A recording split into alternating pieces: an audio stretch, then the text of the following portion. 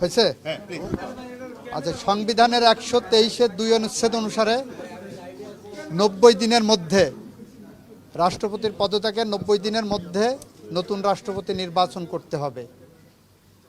গতকাল ছিল 23শে জুলাই, 24শে জুলাই। গতকাল 24শে জুলাই ছিল। 24শে জুলাই, আগস্ট, সেপ্টেম্বর, অক্টোবর, 24শে অক্টোবর পর্যন্ত আমাদের হাতে সময় আছে।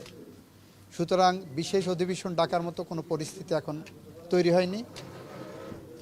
যেহেতু 60 দিনের মধ্যে আমাদের 15 জুলাই থেকে 60 দিনের মধ্যে আমাদের পরবর্তী অধিবেশন হওয়ার কথা সাংবিধানিকভাবে, আশা করি সেই অধিবেশনেই এটা নিষ্পত্তি করা সম্ভব হবে। স্যার, আরেকটা বিষয় যে আমরা আজকে জানতে পারলাম যে সাবেক রাষ্ট্রপতির বিরুদ্ধে একটি মামলা হয়েছে ঢাকার একটি আদালতে। উনি গতকালকে বলেছিলেন যে 51 আর্টিকেল 51 অনুযায়ী ওনার মামলা করা যায় না, কিন্তু ওনার প্রিভিয়াস কর্মকাণ্ডের জন্য এই মামলাটি হয়েছে। এক্ষেত্রে এই মামলাটি কি বিচার্য হবে, অথবা এই মামলাটি মানে কী প্রক্রিয়া থাকে কিনা, এটা ব্যাখ্যা কী হয়?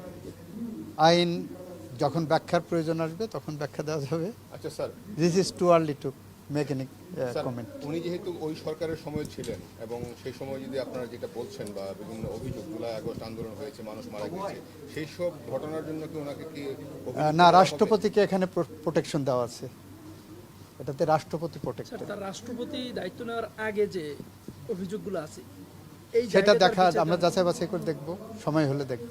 না, এমনি হওয়ার সুযোগ আছে কিনা, এইটা যারা করেছেন কি উদ্দেশ্যে করেছেন, তাদের উদ্দেশ্য কি, সৎ উদ্দেশ্য না অসৎ উদ্দেশ্য, এগুলো দেখি।